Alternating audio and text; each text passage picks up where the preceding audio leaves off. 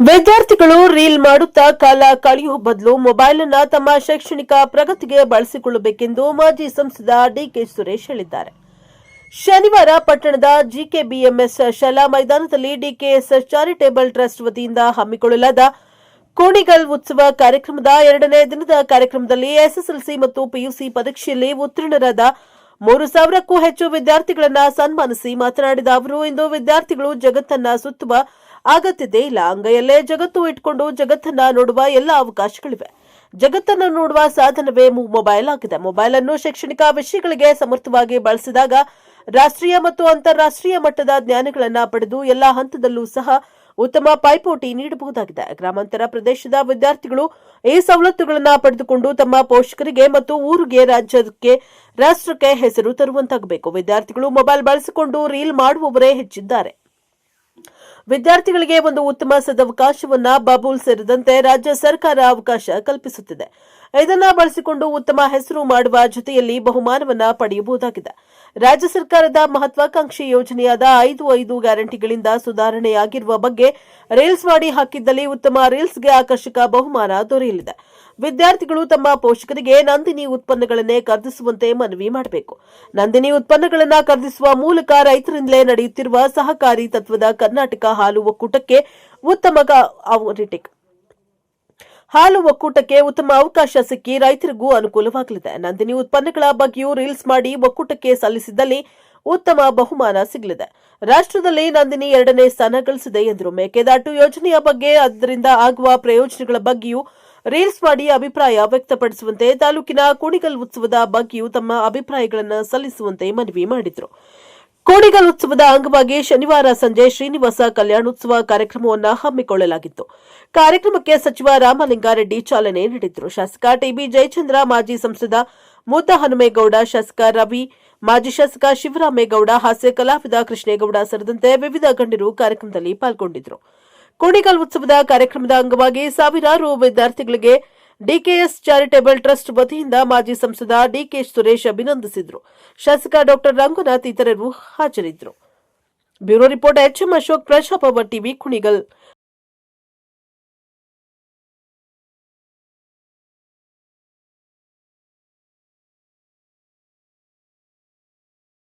ಅಂತ ಅವರಿಗೆ ಹೇಳೋದು,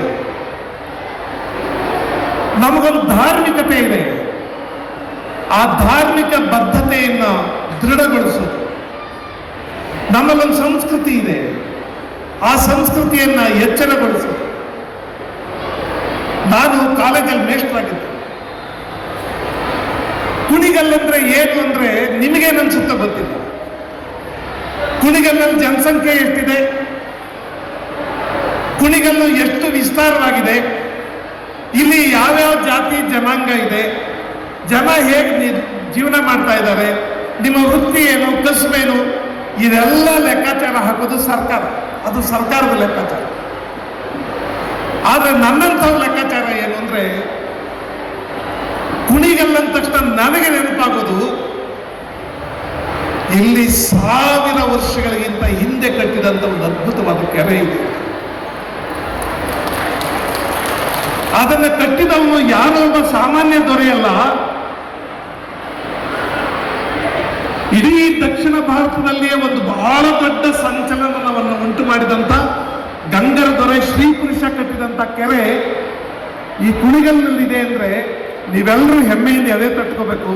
ನಮ್ದೊಂದು ದೊಡ್ಡ ಇತಿಹಾಸ ಕುಣಿಗಲ್. ನನ್ನಂಥವನಿಗೆ ಅದು ಮುಖ್ಯ. ಬಾಳೆಯ ಹಣ್ಣಿನಂತೆ ಬಾಗಿದ್ ಕುಂಗೇರು ಕೆರೆ, ಬಾವ ತಂದವನೇ ಬಣ್ಣದ ಸೀರೆ. ಅದ್ಭುತವಾದ ಹಾಡದು. ಬಾಳೆಯ ಹಣ್ಣಿನಂತೆ ಬಾಗಿದ್ ಕುಣಿಗಲ್ ಕೆರೆ. ನಾನು ಕುಣಿಗಲ್ ಕೆರೆ ಏರಿ ಮೇಲೆ ಹೋಗುವಾಗೆಲ್ಲ ನೋಡ್ತೀನಿ, ಎಷ್ಟು ಸಂಬಳ ಬರುತ್ತೆ ಹೇಳಿ. ಆ ಹುಡುಗ ಹೇಳ್ದ, ನನಗೆ ವರ್ಷದ ಸಂಬಳ 3 ಕೋಟಿ ಸರ್. ಒಂದು ವರ್ಷಕ್ಕೆ 3 ಕೋಟಿ. ನಾನು ಯಾಕೆ ಈ ಮಕ್ಕಳಿಗೆ ಹೇಳ್ತಾ ಇದ್ದೀನಿ ಇದನ್ನ ಅಂದ್ರೆ, ಇವತ್ತು ಈ ಪ್ರತಿಭೋತ್ಸವ, ಪ್ರತಿಭಾ ಪುರಸ್ಕಾರ ಮಾಡೋದೆಲ್ಲ ಯಾಕೆ ಅಂದ್ರೆ, ಯಾವುದೋ ಒಂದು 4 ಜನಕ್ಕೆ, ಯಾವುದೋ ಒಂದು 40 ಜನಕ್ಕೆ, ಯಾರೋ 400 ಮಕ್ಕಳಿಗೆ ನಾವು ಏನಾದರೂ ಆಗ್ಬೋದು ಅನ್ನೋ ಆತ್ಮವಿಶ್ವಾಸ ಮೂಡುತ್ತಲ್ವ. ಇಂಥ ಮಹನೀಯರೆಲ್ಲ ನಿಮಗೆ ವೇದಿಕೆ ಮೇಲೆ ಕರೆದು ನಿಮಗೆ ಬೆನ್ನು ತಟ್ಟಿ, ನಿಮ್ಗೆ ಆಶೀರ್ವಾದ ಮಾಡಿ, ನಿಮಗೆ ಶಾಲ್ ಹೊತ್ತಿಸಿ, ನಿಮ್ಗೊಂದು ಪುರಸ್ಕಾರ ಕೊಟ್ಟು ಒಂದು ಸರ್ಟಿಫಿಕೇಟ್ ಕೊಟ್ಟು ಕಳಿಸಿದ್ರೆ ಎಲ್ರಿಗೂ ಅಲ್ಲದೆ ಆದ್ರೆ ನಾನು ಪ್ರತ್ಯಕ್ಷ ಕಣ್ಣಾರೆ ನೋಡಿದೆ. ಆ ಇಡೀ ಪರಿಕಲ್ಪನೆ ನನಗೆ ಗೊತ್ತಿದೆ. ಅದು ಸುರೇಶ್ ಅವರು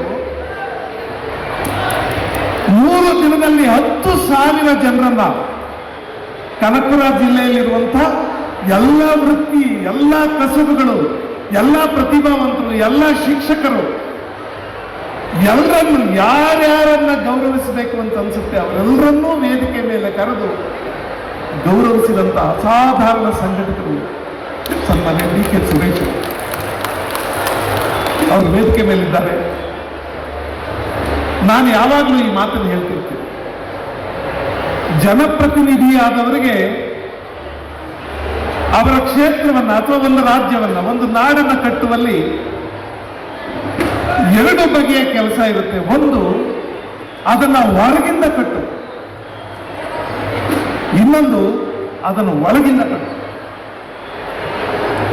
ಹೊರಗಿಂದ ಕಟ್ಟೋದು ಅಂದ್ರೆ ಸರ್ಕಾರದ ಕಟ್ಟಡಗಳು ಚೆನ್ನಾಗಿರ್ಬೇಕು, ರಸ್ತೆ ಚೆನ್ನಾಗಿರ್ಬೇಕು, ಎಲ್ಲಾದ್ರೂ ಕೆರೆ ಕಟ್ಟೆ ಕಾಲುಗಳನ್ನು ಅಭಿವೃದ್ಧಿ ಮಾಡಬೇಕು, ಜನಗಳಿಗೆ ನೀರಾವರಿ ಸೌಲಭ್ಯ ಒದಗಿಸಬೇಕು, ಊರೂರಿಗೆ ನೀರಿನ ವಾತಾವರಣ, ನೀರಿನ ಸೌಕರ್ಯ ಚೆನ್ನಾಗಿರ್ಬೇಕು.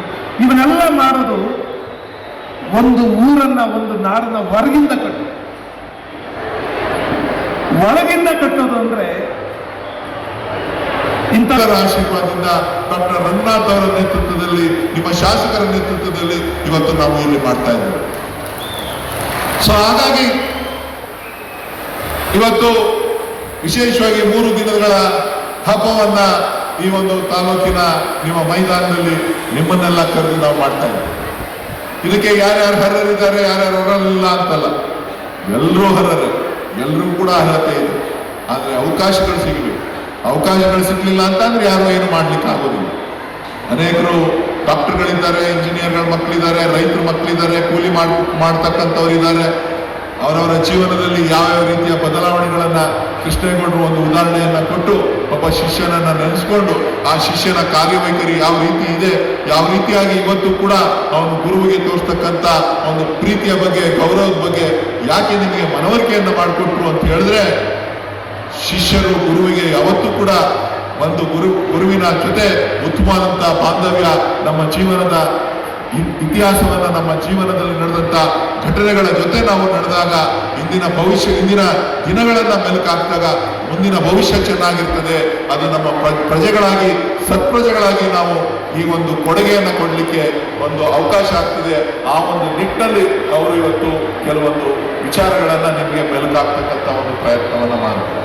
ನಾನಾದ್ರೂ ತಮಗೆ ಹೇಳ್ತಕ್ಕಂಥದ್ದು ಇಷ್ಟೇ, ನಿಮಗೆ ಯಾರು ಗುರುಗಳು ಅಂತ ಹೇಳಿದ್ರೆ, ಮೊದಲು ನಿಮಗೆ ಗುರುಗಳು ಯಾರಪ್ಪ ಅಂತ ಅಂದ್ರೆ ನಿಮ್ಮ ತಂದೆ ತಾಯಿಗಳಿಗೆ ಗುರುಗಳು. ನಿಮ್ಮ ತಂದೆ ತಾಯಿಗಳಿಗೆ ಎಷ್ಟು ಯಾವ ರೀತಿಯಾದಂತಹ ಗೌರವವನ್ನ ನೀವು ಕೊಡ್ತೀರಿ ಅಂತ ಹೇಳಿ ಇವತ್ತು ನಾವು ಚಿಂತನೆಯನ್ನ ಮಾಡಿದ್ವಿ. ಪರಿಸ್ಥಿತಿಗಳೇನಾಗಿದೆ ಅಂತ ಅಂದ್ರೆ, ಹಳ್ಳಿಗಳು ಇವತ್ತು ವೃದ್ಧಾಶ್ರಮಗಳಾಗ್ತಾ ಇದೆ. ನಿಮ್ಮ ಹಳ್ಳಿಗಳು ಇವತ್ತು ವೃದ್ಧಾಶ್ರಮ ಆಗ್ತಾ ಇದೆ.